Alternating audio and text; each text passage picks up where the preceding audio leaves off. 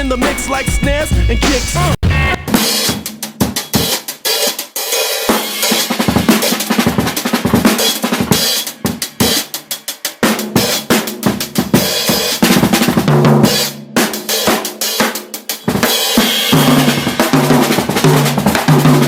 Well, lunch breaks is not going to appeal to drummers because drummers are technical and they're going to be like, oh, that ain't shit.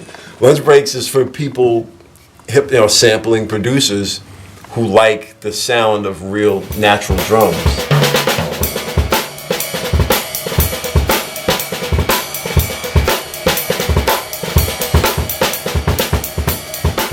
I basically left the music business in 2009, 10, and I had zero desire to make music whatsoever, none. And I've always been a musician since I was 5. I started playing my first instruments. And I always was doing something musical, just about all my life. So, I kind of got depressed because of the business side and left it alone. But if you're a musician, eventually you're gonna have to come back to it. So that I don't do music shit lasted about a year and a half, and then my father was like, well, you got to do something. If you don't want to rap, if you don't want to make beats, if you don't want to DJ, like you got to find an outlet. You're a musician. I just said right when my book came out, I said, when I'm done promoting this book, I'm gonna pick up an instrument. Either I'm gonna go back to playing bass like I used to do when I was a kid. I played for 8 years and I got really good and I got distracted by hip hop because I couldn't find a band, so I just used my record collection to start making beats. So I said, I'm either gonna go back to the bass or I'm gonna start fresh with the drums just as a hobby. When I wrote the book, my pops kind of surprised me as a gift because he knew I'd been talking about it. He bought me a little cheap drum set to start up. I came home from teaching school and there was a drum set in the basement. I was like, I guess I'm gonna play drums then, because my pops bought the drum set. And he wanted to play on it too when he would visit, so he got the drum set and I would just bang on it. I would just put on records and whatever the record was doing, I would kind of bang along with it. And I did that for about 4 or 5 months. I would come down like twice a week when I had time. And then, while I was teaching at Purchase, one of my students, a kid named Dan, he's a college kid, I was like, I'll show you some production stuff if, you give me a couple of lessons.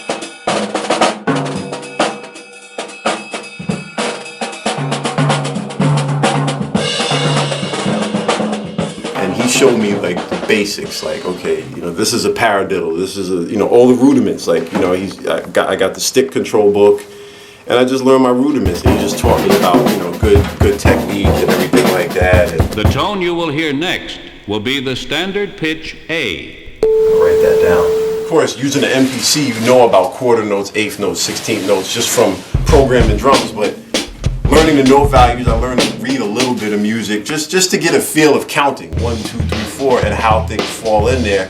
And then the rudiments were just a way to, express things, like to get around the drum kit and to play. And really, everything is just a pattern. Everything is really a rudiment. So that kind of intrigued me. I was like, yo, that's kind of crazy. Like how everything is a pattern. It's just sped up and done in repetition on different drums. And I was so intrigued by that I started taking it really serious, probably in the spring of 2012.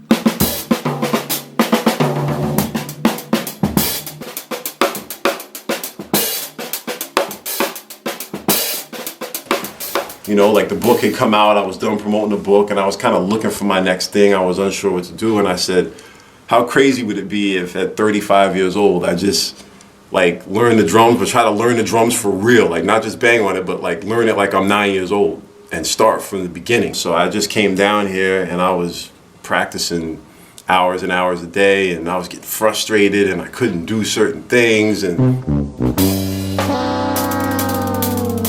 little by little, just you start to pick things up. You go on YouTube, I started meeting other drummers and started talking to them about different things, and you start picking shit up, and then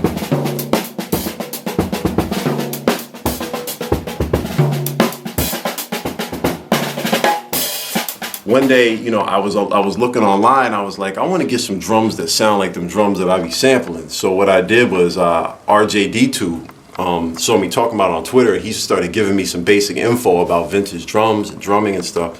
Then I caught the vintage drum bug, and that kind of changed everything because I started going back and studying the drums of the 50s, 60s, and 70s that had that kind of sound, and I started studying the miking techniques. Like, okay, we got Stax, we got Motown, we got James Brown, we got the Beatles, we got Chess Records.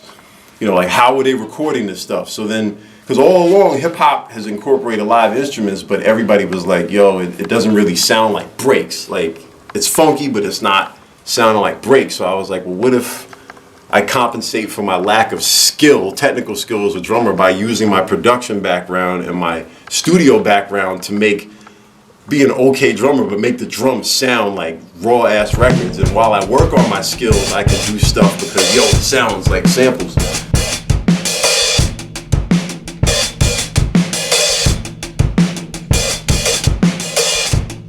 So I basically be on Google 4 hours a day, like researching everything. I went out and bought a bunch of books, you know, the Star Sets book, the Jim Payne book. I bought a bunch of books about drummers from back in the day, and I learned about all the brands. I learned about the heads. I learned about the miking techniques, placement, and I just became like obsessed with like drum recording and drummers and playing and recording and the drums themselves.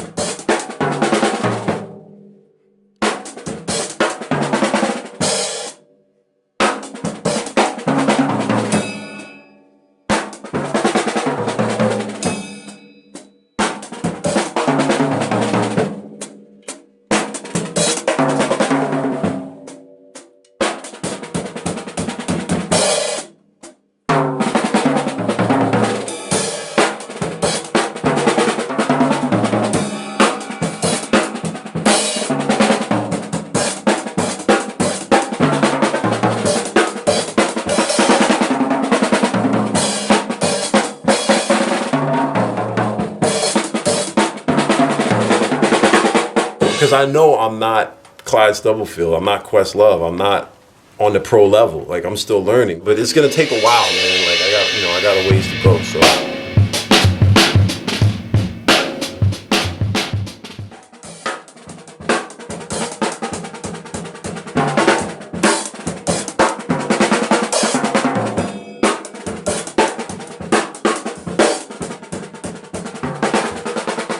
One, two, three, four. I mean, ain't nobody looking for no cowbell on no break record, man.